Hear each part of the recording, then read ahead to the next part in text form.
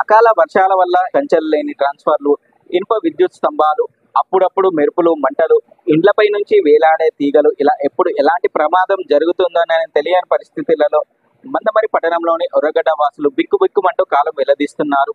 18వ వార్డులో నివాసం ఉండే ప్రజలు నిత్యం విద్యుత్ సమస్యలతో సతమతం అవుతున్నామని అధికారులకు తెలిపినప్పటికీ వారు స్పందించడం లేదు అని ఆవేదన వ్యక్తం చేశారు. ఇప్పటికైనా అధికారులు వెంటనే స్పందించి ఒర్రగడ్డ వాసులు ఎదుర్కొంటున్న విద్యుత్ సమస్యలను పరిష్కరించాలని వారు కోరుతున్నారు.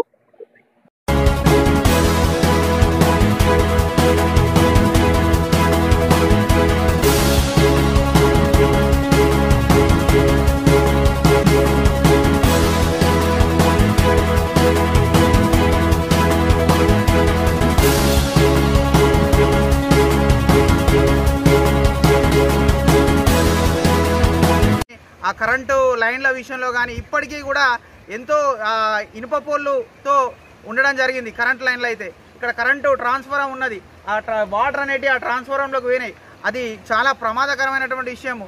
ఆ వాటర్ అనేటి ఇళ్లకు కూడా వచ్చినాయి. వాటితో పాటు పాముల బెడద, అనేక రకమైనటువంటి సమస్యలతోని మేము ఇక్కడ బాధపడడం జరుగుతుంది.